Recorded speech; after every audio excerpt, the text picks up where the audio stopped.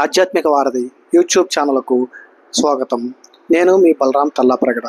ఈరోజు ఆంధ్రప్రదేశ్లోని కోనసీమ ప్రాంతంలో గోదావరి నది ఒడ్డున భక్తుల కోరికలను తీర్చే కలియుగ ప్రత్యక్ష దైవంగా వెలిసిన ఒక మహాపుణ్యక్షేత్రం గురించి తెలుసుకుందాం.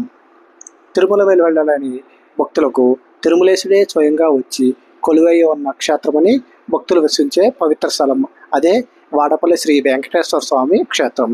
ఈ వాడపల్లి శ్రీ వెంకటేశ్వర స్వామి దేవస్థానం కోనసీమ తిరుపతిగా ప్రసిద్ధి చెందింది. ఈ ఆలయం వెనుక ఉన్న చరిత్ర ఏమిటి, 7 వారాలు దర్శిస్తే నిజంగానే కోరికలు తీరుతాయా అనేటువంటి ప్రశ్నలకు సమాధానం ఈరోజు తెలుసుకుందాం. ఈరోజు ఈ మహిమాన్విత క్షేత్రం యొక్క సంపూర్ణ చరిత్ర, స్థల పురాణం మరియు అద్భుతమైన విశేషాల గురించి తెలుసుకుందాం. గోదావరి నది అనేక పాయలుగా విడిపోయి సృష్టించిన ప్రకృతి స్వర్గం కోనసీమ. కోనసీమ పచ్చని కొబ్బరి తోటలు, అందమైన గోదావరి ప్రవాహం, ఆధ్యాత్మికత నిండిన గ్రామాలు కలిగి ఉంది. ఈ పవిత్ర భూమిలోనే ఆత్రేయపురం మండలంలోని వాడపల్లి అనే గ్రామం ఉంది. శతాబ్దాలుగా లక్షలాది మంది భక్తులు విశ్వాసానికి కేంద్రంగా నిలిచిన ఈ క్షేత్రం నేడు 7 శనివారాల వెంకన్న అనే ఆలయంగా కూడా ప్రసిద్ధి చెందింది. ఈ స్థల పురాణం గురించి కొంచెం తెలుసుకుందాం. ద్వాపర యుగం ముగిసింది. శ్రీకృష్ణ పరమాత్మ తన అవతారాన్ని సాధించి వైకుంఠానికి చేరుకున్నారు. కలియుగ ప్రభావం ప్రారంభమైంది. భూమిపై పాపాలు పెరిగిపోయాయి. ధర్మం క్షీణించడం చూసిన మహర్షులు నారద మహర్షి నేతృత్వంలో వైకుంఠానికి వెళ్ళి శ్రీ మహావిష్ణువు ప్రార్థించారు. ప్రభు, కలియుగ ప్రజలను రక్షించడానికి మీరు స్వయంగా భూలోకంలో వెలసి వారికి ఆశ్రయం ఇవ్వాలి అని వేడుకున్నారు. భక్తులను ప్రార్థన మన్నించిన శ్రీ మహావిష్ణువు కలియుగంలో వెంకటేశ్వర రూపంలో భూమిపై వెలిసి భక్తులను కాపాడతాను అని అభయమిచ్చారని పురాణ గాథ చెబుతోంది. కొన్ని రోజుల తర్వాత గోదావరి నదిలో ఒక దివ్య పెట్టె తేలుతూ వచ్చింది. ఆ పెట్టె వాడపల్లి గ్రామం సమీపంలో ఆగిపోయింది.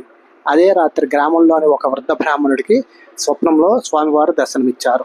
నేను లక్ష్మీదేవితో కలిసి గోదావరిలో ఉన్నాను, నన్ను వెలికి తీసి ప్రతిష్ఠించండి అని ఆదేశించారు. మరుసటి రోజు గ్రామస్తులు గోదావరి నదిలో వెతికారు. ఆ దివ్య పెట్టెను కనుగొన్నారు. పూజలు చేసి ఆ పెట్టెను తెరిచి చూశారు. అందులో అద్భుతం, శంఖం, చక్రం, గదం ధరించిన శ్రీ మహావిష్ణువు లక్ష్మీదేవితో కలిసి దర్శనమిచ్చాడని ఆ స్థల పురాణం చెబుతోంది. 7 శనివారాల వెంకన్న యొక్క మహిమ గురించి కూడా తెలుసుకుందాం. ఈ వాడపల్లి క్షేత్రం ప్రసిద్ధి పొందడానికి ఒక కారణం 7 వారాల వ్రతం. భక్తులు వరుసగా 7 శనివారాల ఆలయానికి వచ్చి స్వామివారిని దర్శించి 11 ప్రదక్షిణాలు చేస్తారు.